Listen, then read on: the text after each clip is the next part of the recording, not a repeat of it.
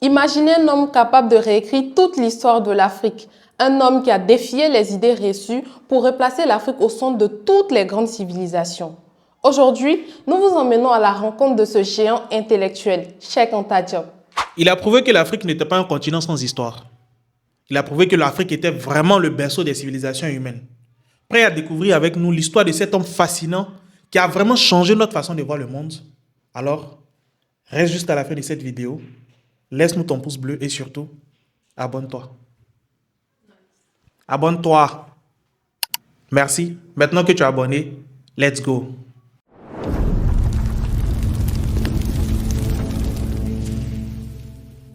Abonnez-vous, abonnez-vous, abonnez-vous, abonnez-vous. Tout commence le 29 décembre 1923 dans un petit village du Sénégal appelé Tcheitou. Cheikh Anta Diop naît dans un monde où l'Afrique est encore sous domination coloniale européenne. À cette époque, beaucoup prétendaient que l'Afrique n'avait ni histoire ni civilisation. Mais ce petit garçon curieux et passionné allait briser ce mensonge. Très jeune, le petit Cheikh Anta Diop perd son père. Il est alors élevé par sa mère, Magatte Diop, une femme résiliente qui va l'encourager dans sa quête de savoir. D'abord, il sera scolarisé dans une école coranique où il va faire ses premiers pas en apprenant à lire et écrire en arabe. Et ça sera ses premiers contacts avec les civilisations et les grandes civilisations du monde. Plus tard, il fréquente une école française à Diourbel, une ville à 150 km de Dakar. Brillant élève, il excelle dans toutes les matières. À 22 ans, il décroche son baccalauréat en mathématiques et en philosophie. Mais ce n'est pas tout. Dès cette époque, il nourrit un rêve, redonner à l'Afrique sa véritable histoire, une histoire basée sur la vérité scientifique. Abonnez-vous, abonnez-vous, abonnez-vous, abonnez-vous. En 1946, Cheikh Anta Diop quitte son Sénégal natal pour Paris. Et là, il rentre dans une véritable quête de savoir. Histoire, linguistique, physique nucléaire, rien ne l'arrête. Oui, vous avez bien entendu. Physique nucléaire. D'ailleurs, il étudie sous la direction de Frédéric Joliot-Curie, prix Nobel de chimie. Il ose un geste audacieux à la Sorbonne. Il inscrit une thèse qui fera date. Pendant ses études, Cheikh Anta Diop développe une idée révolutionnaire qui va bouleverser les milieux scientifiques. Il affirme que l'Égypte ancienne, cette grande civilisation, était une civilisation africaine. Mais Cheikh Anta Diop ne se contente pas de belles idées. En 1950, il s'attaque à un nouveau domaine, la chimie. Avec une aisance déconcertante, il obtient 2 certificats, démontrant qu'il n'est pas seulement un homme de lettres, mais aussi un scientifique accompli. Cette double compétence, sciences humaines et sciences exactes, fait de lui une des figures rares et complètes capables d'explorer des grandes questions sous tous les angles. Et pourtant, Cheikh Anta Diop ne reste pas enfermé dans les bibliothèques ou dans les laboratoires. Dans la même année, il rejoint le RDA, Rassemblement démocratique africain, dirigé par Félix Houphouët-Boigny, et il exhorte même ses membres à se consacrer à la libération totale de l'Afrique. Dans les années 50 à 60, une période effervescente, Cheikh Anta Diop n'est pas seul. Une vague d'intellectuels africains s'élève avec lui. Djibril Tamsir Niane de Guinée, Boubou Ahmad du Niger, Sekene Modi Sissoko du Mali et Joseph Kizerbo du Burkina. Tous obtiennent leur doctorat en France avant de retourner sur le continent pour réécrire son histoire. Ils partagent une mission commune, redonner une voix à l'Afrique, une voix qui a longtemps été étouffée. Mais ce qui les distingue de ses autres confrères, c'est sa vision centrale et radicale. Il est à la base de l'afrocentrisme, une idéologie qui affirme que l'Afrique est le berceau de toutes les grandes civilisations humaines. Pour lui, tout part de l'Afrique, l'écriture, la science, l'art, tout. Cette idée révolutionnaire pour certains dérange profondément d'autres. On l'accuse parfois de politiser ses travaux ou d'exagérer l'influence de l'Afrique dans l'histoire mondiale. Mais trop fidèle à sa nature, il reste inébranlable. Vous imaginez le choc? À l'époque, l'idée dominante était que l'Égypte appartenait à une culture orientale ou encore européenne. Mais Cheikh Anta Diop ne se contente pas de parler, il apporte des preuves. En 1954, il publie son livre révolutionnaire « Nation, nègre et culture ». Dans cet ouvrage, il démontre que les pharaons étaient noirs et que l'Afrique est le berceau des grandes civilisations humaines. Ce livre est une bombe, mais évidemment, il ne plaît pas à tout le monde. Certains scientifiques européens rejettent complètement ces idées, l'accusant même de politiser l'histoire. Mais Cheikh Anta Diop reste ferme. La vérité ne peut être effacée. Abonnez-vous, abonnez-vous, abonnez-vous, abonnez-vous. Les travaux de Cheikh Anta Diop déclenchent des débats passionnés. Imaginez-le lors des conférences internationales comme celle de l'UNESCO en 1974 face à des spécialistes en train de réfuter ses thèses. Diop ne se contente pas de parler d'Égypte. Il étudie les langues africaines, les structures sociales, l'anthropologie. Il va jusqu'à comparer l'Égypte ancien avec sa langue maternelle, le Wolof. Pour lui, tout prouve que l'Afrique est au cœur de l'histoire humaine.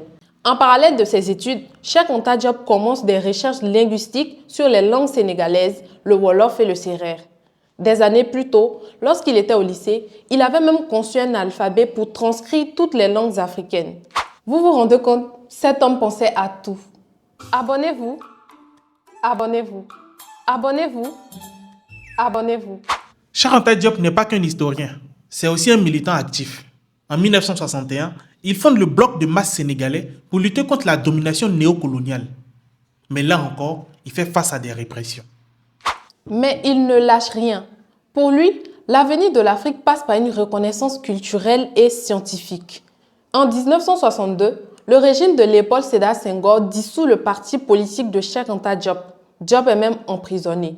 Les relations entre Cheikh Anta Diop et Léopold Sédar Senghor n'étaient relativement pas chaleureuses. Senghor, poète et président, est le chantre de la négritude, une philosophie qui célèbre l'identité culturelle noire en réponse à la domination coloniale. Pour Diop, cette négritude ne va pas assez loin. Il la considère comme une célébration creuse qui limite l'Afrique à des stéréotypes d'émotivité et de créativité artistique. Senghor affirme que l'émotion est nègre et la raison est hellène. Tout ça pour dire que l'homme noir ne fonctionne qu'avec les émotions. Et pour Diop, cette affirmation n'est que le résultat d'une idée raciste venue d'Europe. Cheikh Anta Diop critique ouvertement Senghor et ses partisans, qu'il qualifie d'écrivains de langue étrangère, doutant que leurs écrits puissent constituer de bases solides d'une véritable culture africaine. À ses yeux, Senghor ne fait qu'enfermer l'Afrique dans des clichés imposés par l'Occident. Il accuse même la négritude d'entretenir la désinformation et de détourner les Africains de leur véritable héritage culturel, l'Égypte pharaonique et les langues négro-africaines. Diop, fidèle à sa vision, s'assigne alors une mission claire: combattre ce qu'il appelle l'inculture nourrie par le pédantisme entretenu par le chef de l'exécutif, un certain Léopold Sédar Senghor. Abonnez-vous, abonnez-vous, abonnez-vous, abonnez-vous. En 1981, l'université de Dakar le nomme enfin professeur d'histoire ancienne. Pendant plusieurs années, il enseigne, forme des étudiants et publie des ouvrages essentiels. Cette même année, il publie Civilisation ou barbarie. Ce livre lui vaut le grand prix scientifique de l'Institut culturel africain. Malgré sa vie en France, Cheikh Anta Diop reste profondément attaché à ses racines. Il maîtrise le Wolof, sa langue maternelle, et revient régulièrement à Tiétou, son village natal, qu'il considère comme refuge spirituel. Abonnez-vous, abonnez-vous, abonnez-vous, abonnez-vous. En 1953, il épouse Louise Marie Maes, une Française rencontrée à la Sorbonne. Ensemble, ils ont 4 fils. Louise, géographe passionnée, obtient un doctorat en géographie humaine et publie plusieurs ouvrages dont Afrique noire, démographie, sol et histoire, où elle construit des idées reçues sur l'Afrique. Après la mort de Cheikh Anta Diop en 1986, Louise consacre sa vie à préserver sa mémoire et leurs idéaux communs. Elle refuse de se remarier, considérant cela comme une trahison envers lui. En 2016, elle décède à l'âge de 90 ans et est enterrée aux côtés de son mari à Tiétou, symbolisant leur union indéfectible et leur amour partagé pour l'Afrique. Abonnez-vous, abonnez-vous, abonnez-vous, abonnez-vous. Cheikh Anta Diop, pionnier inébranlable, incarne l'émergence d'une Afrique qui s'affirme dans le monde scientifique et politique. Dès 1970, il participe à des colloques décisifs.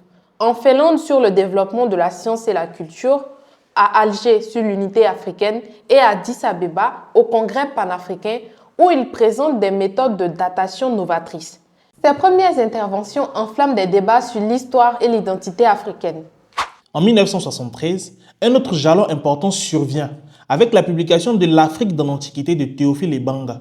En 1975, il reçoit la plaque commémorative du African Heritage Study Association aux États-Unis. reconnaissant son rôle majeur dans la préservation du patrimoine africain. En septembre de la même année à Cotonou, il défend dans une conférence poignante les origines africaines de l'humanité et de la civilisation. Un mois plus tard, il est invité par Sékou Touré en Guinée pour célébrer la victoire du peuple guinéen contre l'agression portugaise, avant de participer en décembre au deuxième congrès ordinaire de l'Association des historiens africains à Yaoundé. 1976 est l'année où Cheikh Anta Diop marque encore un grand coup. L'Antiquité africaine par l'image, coédité par les nouvelles éditions africaines et l'IFAN de Dakar, voit le jour. Un ouvrage clé qui bouleverse les représentations de l'Afrique ancienne.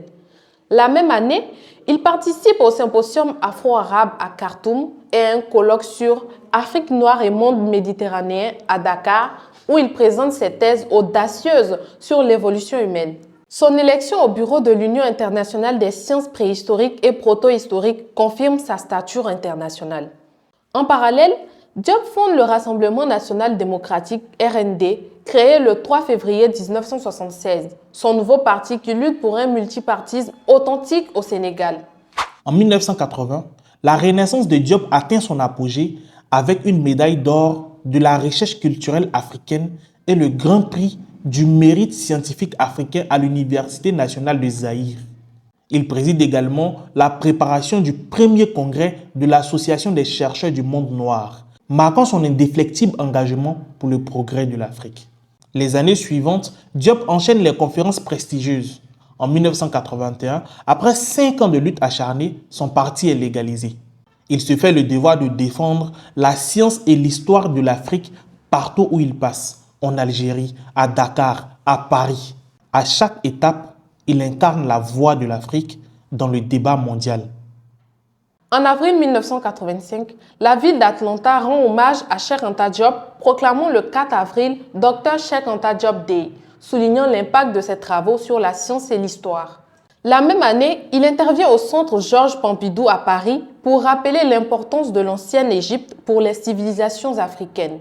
Cheikh Anta Diop, jusqu'à ses derniers instants, poursuit son combat. En janvier 1986, il préside un colloque sur l'archéologie camerounaise à Yaoundé et en mars de la même année, il livre sa dernière conférence, La Nubie, Égypte et l'Afrique noire à Yaoundé, marquant la fin d'une carrière d'une rare intensité intellectuelle et militante. Malheureusement, en 1986, Cheikh Anta Diop s'éteint, mais son héritage est immense. L'université de Dakar porte désormais son nom et ses idées continuent d'inspirer plusieurs générations. Abonnez-vous, abonnez-vous, abonnez-vous, abonnez-vous. Alors pourquoi son histoire nous touche encore aujourd'hui? Tout simplement parce que l'histoire n'est pas figée. Elle peut être redécouverte, réécrite et surtout utilisée pour redonner de la dignité au peuple. Avec Cheikh Anta Diop, il ne s'agit pas de lire simplement l'histoire autrement. Il s'agit de la revendiquer, de la réécrire et de la vivre. À ses yeux, l'Afrique n'est pas une victime, ni une périphérie.